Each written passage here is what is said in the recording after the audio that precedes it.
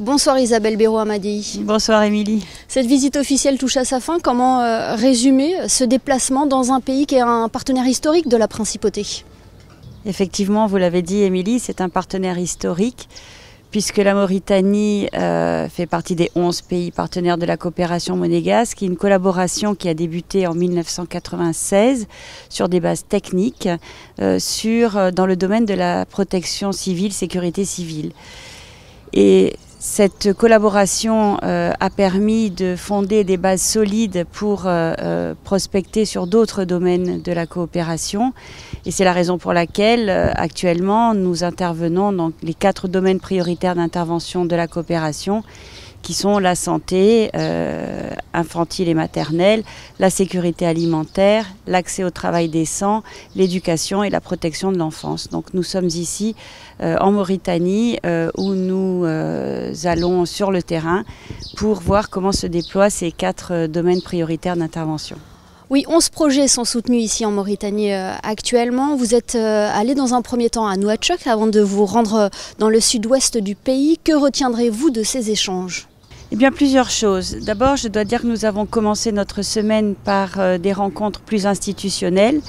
Nous avons été reçus au plus haut niveau de l'État mauritanien. Nous avons pu échanger avec le Premier ministre, avec le ministre des Affaires étrangères, avec le ministre de la Défense et également avec la ministre de l'Environnement. Donc vraiment un accueil très chaleureux de la part des autorités.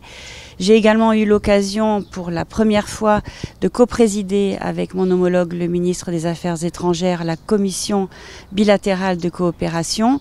Je rappelle que nous avons conclu un accord bilatéral de coopération avec la Mauritanie en 2016 et que nous n'avions encore jamais eu l'occasion de tenir cette première réunion. Donc c'est chose faite ici à Nouakchott.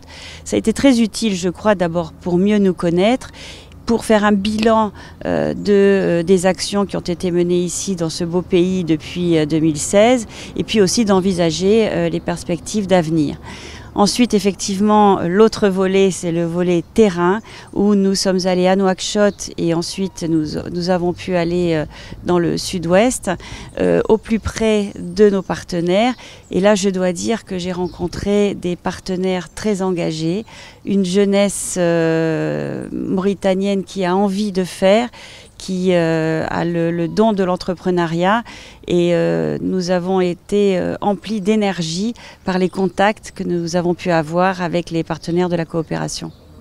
Oui, ce sont tous des partenariats au bénéfice de tous, au plus proche de la population mauritanienne. Alors c'est tout à fait le but de la coopération monégasque. Ici en Mauritanie, nous allouons 40% de l'aide aux acteurs locaux. L'idée, c'est vraiment que ce soit des projets qui soient faits par les Mauritaniens, pour les Mauritaniens et bien évidemment en convergence exclusivement avec les priorités et les besoins qui sont formulés par la Mauritanie.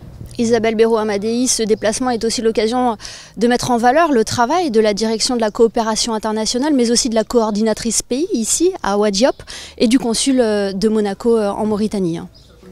Oui, je dois dire que je suis vraiment très fière du travail qui est effectué par toutes les équipes de la coopération internationale et notamment ici en Mauritanie. J'ai été accompagnée par Bastien Niquez, par Émilie Sylvestre, qui sont très engagés dans le soutien des projets en Mauritanie. Et puis bien évidemment, rien ne pourrait se faire sans l'aide de monsieur le consul Camara, qui est une grande figure dans le pays, tout le monde le connaît, et qui est très actif, qui depuis sa nomination en 2006 appuie notre travail. Et puis la coordinatrice pays, Madame Awa Diop, qui elle aussi connaît très bien son pays, qui nous aide énormément dans la supervision quotidienne, j'allais dire, des projets soutenus ici. Madame la ministre, c'était votre premier déplacement officiel en Mauritanie, votre première fois dans le pays.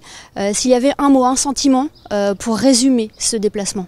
Alors effectivement, c'est la première fois en Mauritanie, ça ne sera sûrement pas la dernière. Ce que je retiens, c'est d'abord la gentillesse des Mauritaniens, leur accueil. Et puis surtout, on sent vraiment qu'il y a un potentiel, un dynamisme dans ce pays.